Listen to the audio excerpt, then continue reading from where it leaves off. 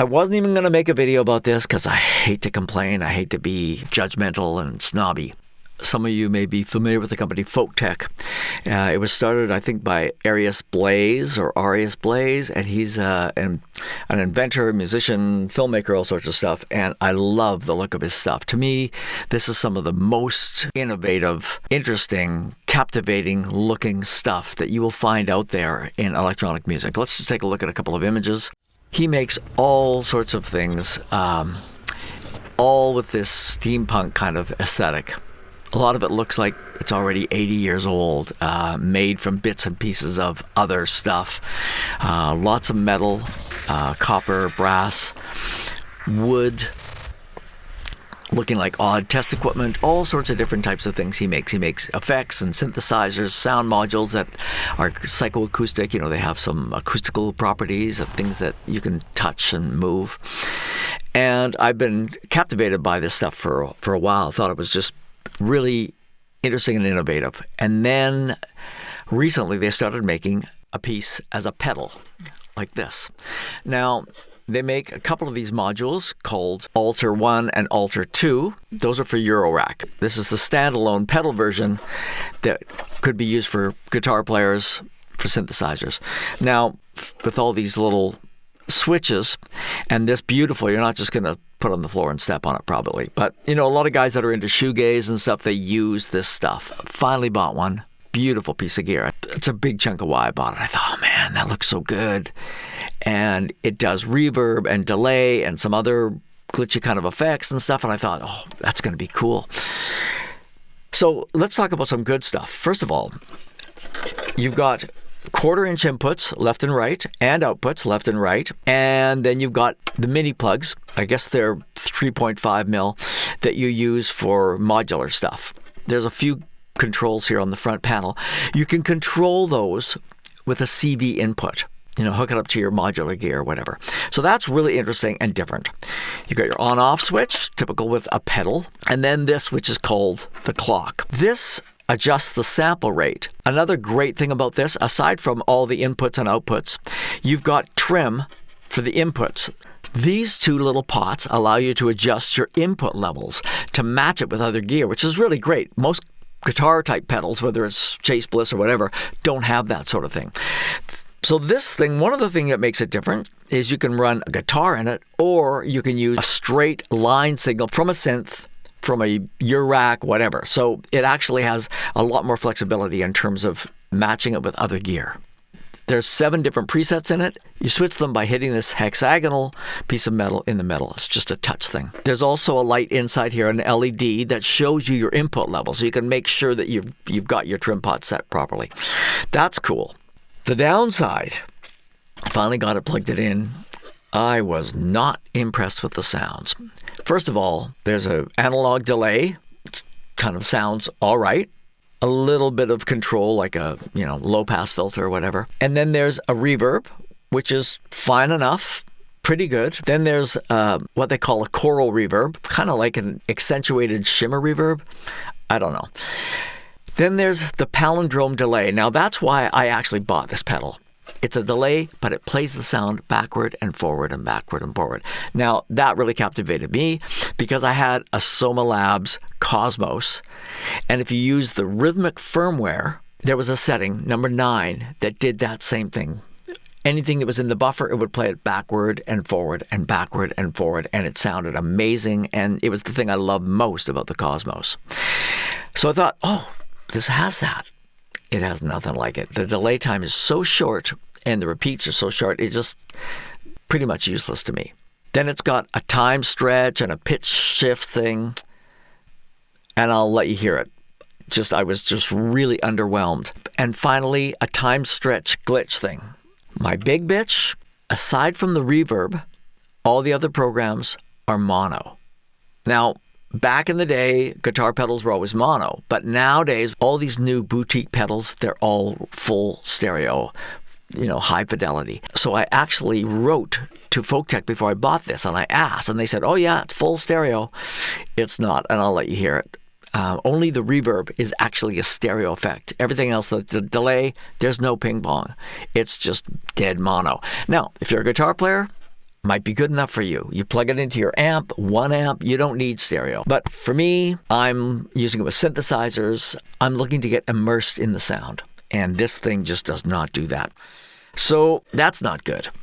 So then I'm thinking, okay, well, maybe if I was a guitar player, maybe I could get some sounds that are okay and I could use that. It's not really very expensive. So I thought that could be cool. Then I found as soon as it was on for about 15 minutes, it just shut off. Unplugged it and plugged it back in. It came on, shut off again. And I couldn't get it to stay on. So I think it's a problem. I think there's some sort of circuitry is getting overheated or something. I don't know. But that means who can use it? Maybe I just got a bad one. Maybe I just got a dud. And maybe you'll be luckier. But I looked online and I saw a few other people having issues with some of their gear. Now, I also found out just a few hours ago that the company was actually sold a couple of years ago. So somebody else is making the stuff and designing it, I guess. And so I don't know really how much it has in common with the Folktek legacy that Arias Blaze started.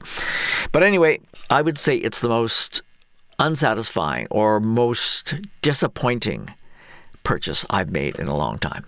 So because it's defective, because it won't stay on, I'm sending it back and getting my money back. I wasn't even going to make a video about this because I hate to complain. I hate to be judgmental and snobby.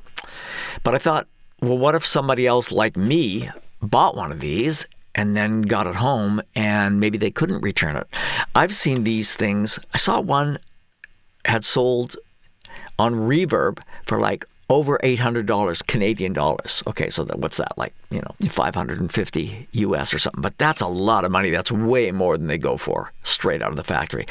So there's a real mystique about these things. And I just didn't want anybody else to get stuck with something that doesn't deliver much. Other things that it doesn't do, no sync. So it won't sync to any of your other gear. There's no MIDI sync. No presets. You can't store anything. There's just the 7 different algorithms or presets that give you different things, but it doesn't remember anything. So I don't know who it's for. I mean, I love the idea you can have the CV ins to control these things so you could automate them or control them with other gear, modular gear. I think that's fantastic. But for me, both the lack of interesting, useful sounds and then this problem with the build, I say it's, unfortunately, didn't work out for me. But it is the most beautiful pedal I've ever seen. Let's just put it on the bench, plug it in. I'm going to run some sounds through it so you can get an idea of what kind of things it does. I've got a little drum sound, I got a guitar sound, I got a vocal thing, and a little piano so that you'll be able to hear different instruments going through this, and you can judge whether you think you could make use of something like this.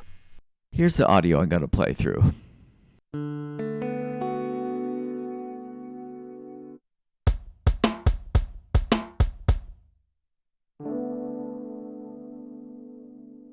Don't force it. Let's turn it on.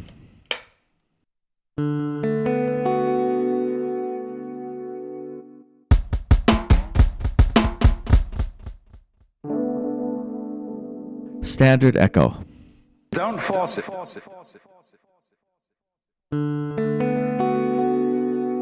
This is the feedback.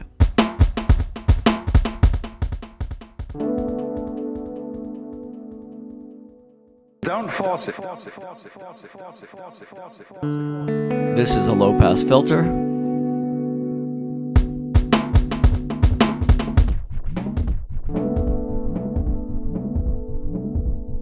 Don't force it. Don't force it. This is the speed of the echo.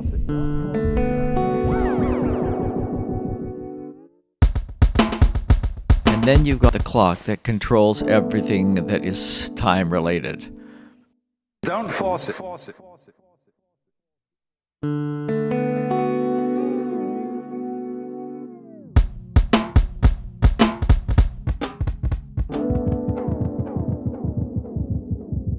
Don't force it. Don't force it. Don't force it. Don't force it. Don't force it.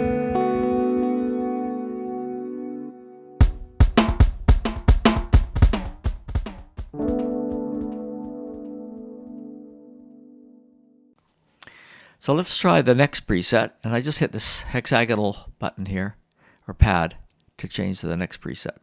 As you can see, it steps through them.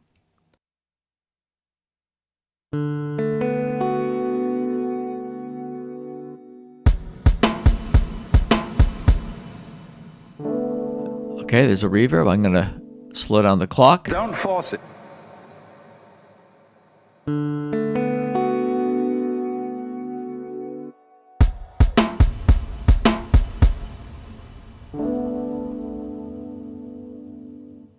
Don't force it.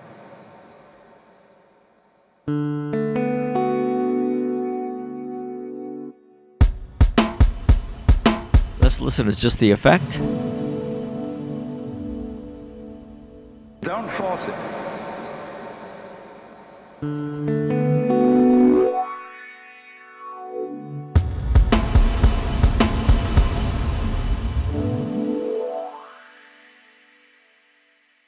This one's a high pass. So this is a low pass. So you can get full frequency. Don't force it.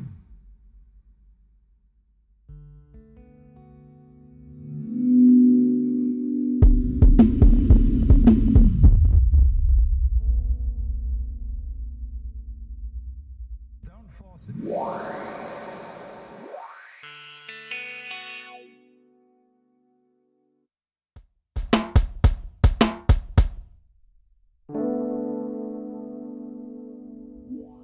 Don't force it.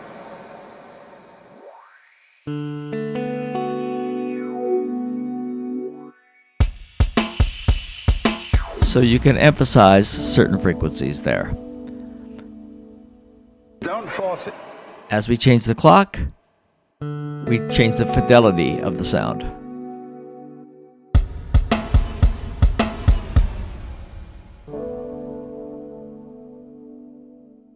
Don't force it.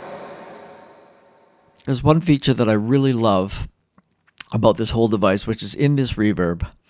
When you dial it all the way up, you get what's called reverb with capture. So let's listen to the guitar.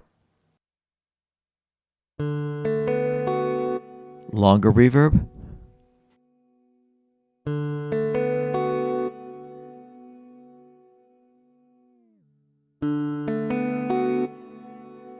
And then if I go all the way clockwise with this, you'll hear the capture.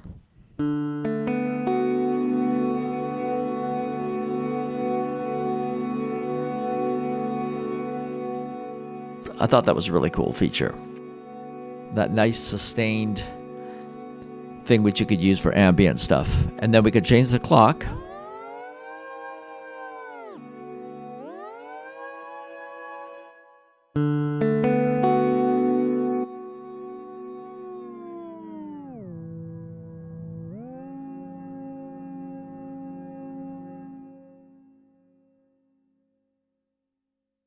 The next setting is the choral reverb.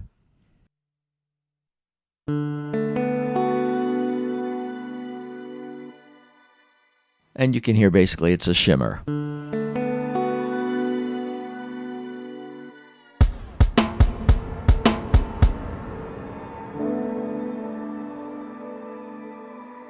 Don't force it.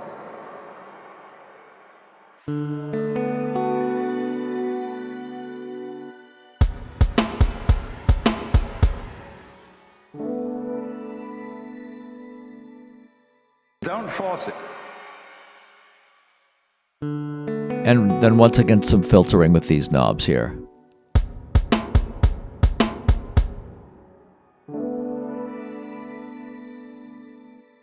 Don't force it. So the next one is palindrome. So this is the one that is supposed to play your sample forward and then backward and forward and backward. But the recording time is so short, I just find it not really very useful.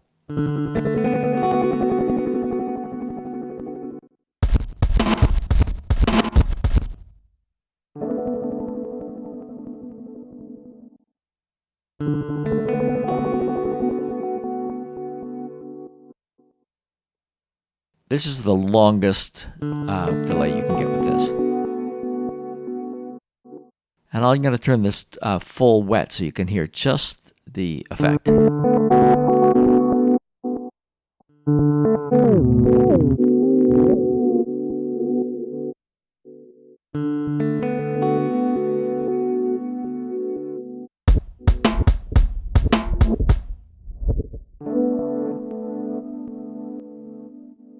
Don't force it. No, don't force it.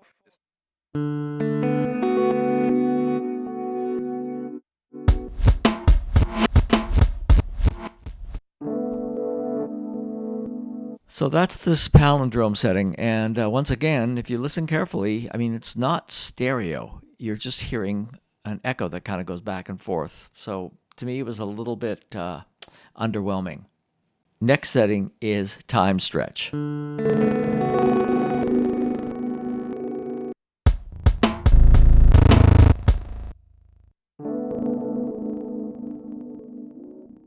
Don't force it.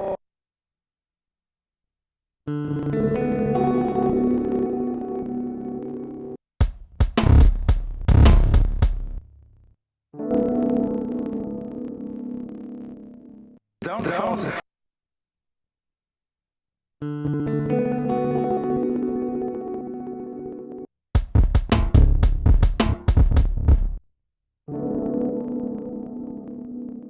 Yeah, I don't find that too useful. Okay, the next one is pitch shift.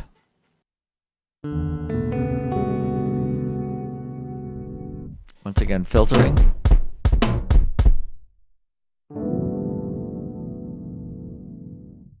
Don't force it. I'm going to turn this full wet so you're just hearing the effect by the box.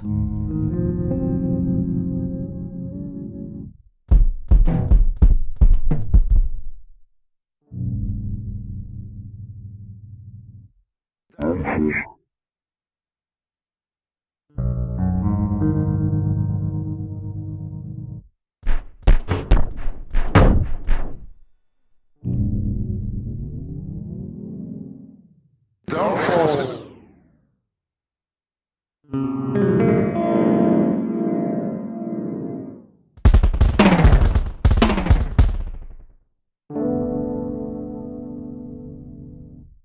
Don't force it. Okay, it's definitely a pitch shift. I just don't know how useful that is musically, but that's just me. The last preset is called Time Stretch Glitch.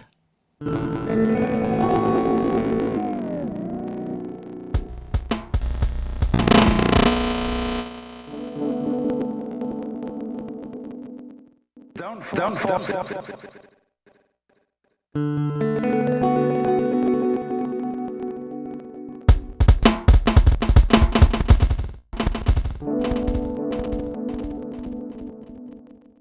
force it. Don't force it. Don't force it. Don't force it. Don't force it.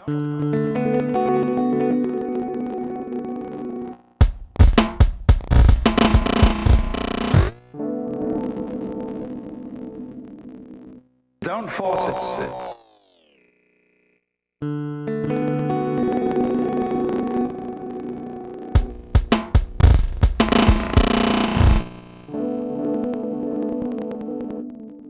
I mean, there's some kind of interesting textural stuff there, but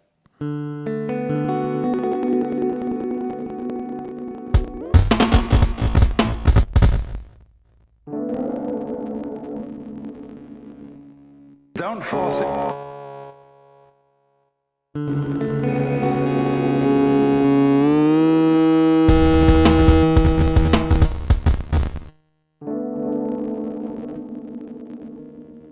Don't force it.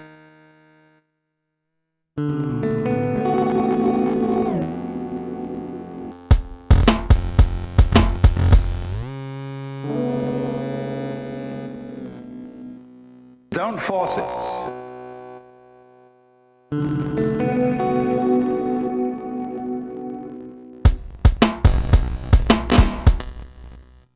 one of the things I found difficult about this is that almost all of the videos that I found on YouTube, there's somebody using this, which is the Alter Y, and also the Alter X. It looks identical. It's just got a few different parameters, like a few different algorithms or presets. So I just found it's very hard to tell what this does, because in all the videos, they're both on and there's all these noises happening. Anyway, that's the overview. I just was not able to find enough sounds in here that I thought that I would ever use to justify keeping it, even if it didn't shut off. Now, I bought mine from Noisebug. And I got to tell you, when I told them there was a problem, they have just been so great about making sure that they send me a return shipping label to get it back to them, and they're going to give me a full refund. So I got to give a shout out to them. That's all I got for today. I hope that helps somehow.